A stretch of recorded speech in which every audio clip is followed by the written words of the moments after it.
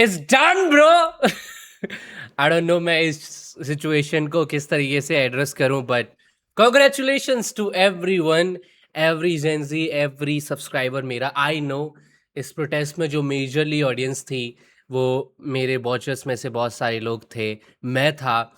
And मेरे मन में एक सैड पार्ट था जो मैंने एक्सेप्ट कर लिया था कि ये इंडिया है और यहाँ पे कुछ भी चेंज नहीं होने वाला। It's a sad part. ये मैंने अपने दिल के अंदर ना खुद से अपने आप को वो मना लिया था कि भाई चीज़ें नहीं होने वाली। एंड 3 दिन पहले पूरे गवर्नमेंट ने जो 2-3 हफ्ते 4 हफ्ते इग्नोर किया पूरा सिचुएशन को, तो 3 दिन पहले मोदी जी ने एक रील डाली विद अ न्यू एंगल भाई, ऐसे करके भाई मैं पूरा शॉक हो गया था। Like there is one thing कि he is smart, he is very smart. तो उन्होंने रील डाली थी एंड रात ही रात में ना पूरा सिचुएशन चेंज हो गया। लोग, मेरे को ऐसा नहीं लग रहा था कि लाइक नो लोग रिजाइन करेंगे, like no Dharmendra Pradhan resign करेंगे आफ्टर दिस। बट जिस तरीके से एक एक्स घोस्ट करती है आपको 2-3 महीने एंड उसके बाद वो एक छोटा सा रिस्पॉन्स देती है एंड आप उसमें खुश हो जाते हो, मैं उसी में ओके था। मेरे को लगा अब यही होने वाला है भाई, मुझे नहीं लगता कि रिज़ाइन वगैरह होगा। एंड अभी मैं थोड़ी देर पहले देखता हूँ कि भाई it happened, like he resign. And ये बहुत बड़ी चीज़ है, ये बहुत बड़ी चीज़ इसलिए है क्योंकि कोई भी एक्सपेक्ट नहीं कर रहा था कि ऐसा हो पाएगा।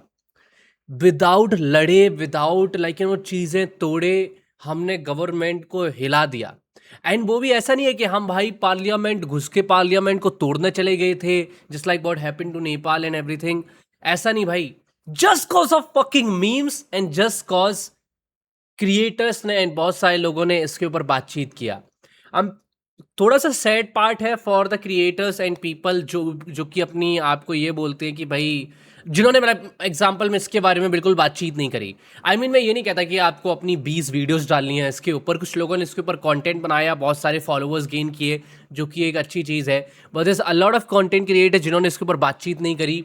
That is very sad because I mean I don't understand कि आप आर्ट विदाउट अपना ओपिनियन दिए कैसे बना सकते हो। And I am really happy वो कंटेंट क्रिएटर्स के लिए जिन्होंने इसके ऊपर बातचीत करी, बिकॉज जब आप इस चीज़ के ऊपर बातचीत करते हो तो आपके फॉलोअर्स भी इस चीज़ के ऊपर बातचीत करते हैं और इससे ना एक वो चेन रिएक्शन बनता है। और एक अच्छी चीज़ ये है कि लोगों ने ना, एक भी कंटेंट क्रिएटर अगर तुम देखोगे उन्होंने इस तरीके से सिचुएशन को नहीं लिया कि हाँ भाई तोड़फोड़ कर दो, माँ ही छो दो भाई, माँ ही छो दो। ये कुछ भी नहीं किया भाई। लोग ना मीम वगैरह बना रहे थे और अच्छे से बातचीत कर रहे थे and that's why I guess ये हो पाया है। एंड आई मीन काफ़ी क्रेजी है, काफ़ी ज़्यादा क्रेजी है ये देखते हुए, बिकॉज मैं उनमें से हूँ भाई जिनको लग रहा था कुछ भी नहीं होने वाला। मुझे पता था कि भाई कुछ भी नहीं होने वाला। और मेरे लिए ना ये एक बहुत ही शॉकिंग एंड मेरे को अच्छा लगा कि भैंचोद मैं गलत हूँ भाई। मुझे लग रहा था कुछ भी नहीं होगा लेकिन हुआ भाई। ये ना मेरे को बुरा फील नहीं करा रहा कि भाई वो शिट मैं तो गलत हो गया भाई, मैंने जो बोला था वो नहीं हो पाया। नहीं, मैं हैप्पी हूं कि मैं गलत हो गया। बिकॉज आई वॉन्ट इस तरीके से और भी चीजें इस देश में चेंज हो जिससे मुझे दूसरे देश में शिफ्ट करने का मन ना करे।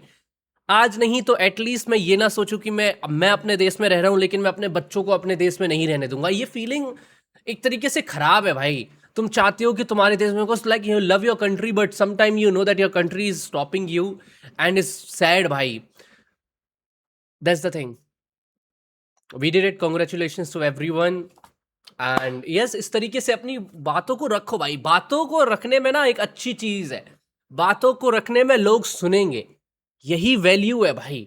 अदरवाइज हम भी भाई फंस जाएंगे जहां पे आपको बोलने में दिक्कत होगी भाई। आपको डर लगेगा कि भाई बात रखना भी सही है कि नहीं है, कि ये भी खिलाफ है भाई। बात रखना तो सही है, फिर वो गलत है सही है वो तो बात की बात है भाई। Thank you so much. Now अब मैं आज रात में लाइव आऊंगा, ठीक है। I have a big announcement, see you on Twitch. Bye bye.